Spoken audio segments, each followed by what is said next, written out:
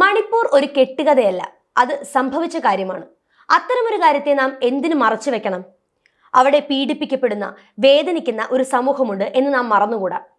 ഞാൻ എന്തിന് വിവാദമായ കേരള സ്റ്റോറി എന്റെ കുട്ടികളെ കാണിക്കണം?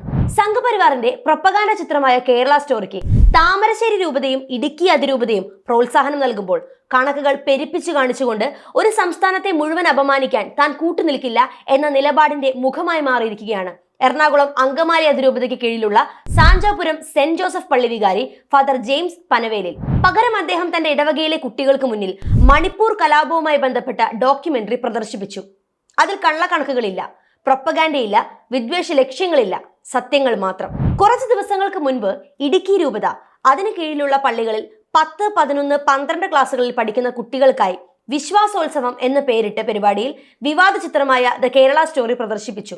പുറകെ താമരശ്ശേരി രൂപതയും അതിന്റെ കീഴിലുള്ള ഇടവകകളിലെ കുടുംബ കൂട്ടായ്മയിൽ ചിത്രം പ്രദർശിപ്പിച്ചു. പരമാവധി പേർ കാണണമെന്നും ചിത്രത്തിന്റെ ലിങ്ക് ഷെയർ ചെയ്യണമെന്നും നിർദ്ദേശം നൽകി. പാർലമെന്റ് തെരഞ്ഞെടുപ്പിന് ദിവസങ്ങൾ മാത്രം ബാക്കിയുള്ളപ്പോൾ സംഘപരിവാറിന്റെ താളത്തിനൊത്ത് ക്രിസ്ത്യൻ സഭയും പ്രത്യക്ഷത്തിൽ തന്നെ ഇത്തരമൊരു സിനിമാ പ്രദർശനം നടത്തിയത് അത്ര നിഷ്കളങ്കമായ ഒരു നീക്കമല്ല എന്ന് തന്നെയായിരുന്നു മലയാളികളുടെ വിമർശനം. ബോധവൽക്കരണത്തിന്റെ ഭാഗമായാണ് സിനിമ പ്രദർശിപ്പിച്ചതെന്നായിരുന്നു ഇടുക്കി അതിരൂപത മീഡിയ ഡയറക്ടർ ജീൻസ് കാരക്കോട്ടിന്റെ ന്യായീകരണം.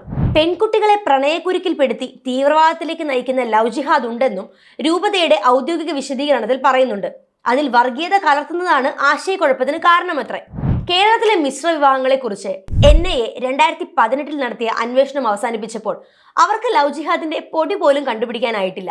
എന്നാലും അന്വേഷണ ഏജൻസികൾക്ക് കണ്ടുപിടിക്കാനാവാത്ത ലവ് ജിഹാദ് കേരളത്തിലുണ്ട് എന്ന് രൂപതകൾക്ക് പറയാൻ സാധിക്കുന്നത് കർത്താവിന്റെ വെളിപാട് കിട്ടിയതായിരിക്കണമെന്നാണ് സോഷ്യൽ മീഡിയ പറയുന്നത്. 3ന് 36,000 എന്ന് പെരുപ്പിച്ച് കാണിക്കുന്ന തരം ഫിക്ഷണൽ കണക്കുകളല്ലാതെ ചില യഥാർത്ഥ കണക്കുകൾ നോക്കാം.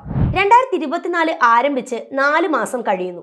ഈ കാലയളവിൽ ഇതുവരെ 150-ലധികം ക്രിസ്ത്യൻ വിരുദ്ധ വിവേചനത്തിന്റെയും പീഡനത്തിന്റെയും സംഭവങ്ങൾ ഇന്ത്യ കണ്ടിട്ടുണ്ട്.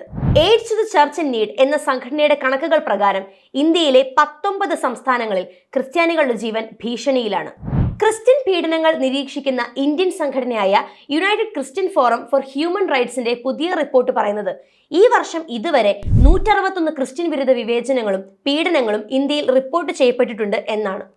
2022 ജനുവരി മുതൽ ജൂലൈ വരെയുള്ള കാലയളവിൽ ക്രിസ്ത്യൻ സമൂഹത്തെ ലക്ഷ്യം വെച്ചുള്ള അക്രമാസക്തമായ കുറ്റകൃത്യങ്ങളുടെ 274 സംഭവങ്ങൾ രാജ്യത്ത് രജിസ്റ്റർ ചെയ്തു എന്നാണ് യുണൈറ്റഡ് ക്രിസ്ത്യൻ ഫോറം പുറത്തിറക്കിയ റിപ്പോർട്ടിൽ പറഞ്ഞത്. 2023 ആദ്യ 190 ദിവസങ്ങൾക്കുള്ളിൽ രാജ്യത്തിന്റെ വിവിധ ഭാഗങ്ങളിൽ ക്രിസ്ത്യാനികൾക്കെതിരെ ലക്ഷ്യമിട്ടുള്ള 400 അക്രമ സംഭവങ്ങൾ രേഖപ്പെടുത്തിയിരുന്നു. 2021 നവംബർ 26-ന് കർണാടകയിലെ ബെലഗാവിയിൽ പള്ളിയിൽ പോകുന്ന ഒരു വിഭാഗം ക്രിസ്ത്യാനികൾക്ക് പോലീസിൽ നിന്നും ഒരു സൗഹൃദ മുന്നറിയിപ്പ് ലഭിച്ചു.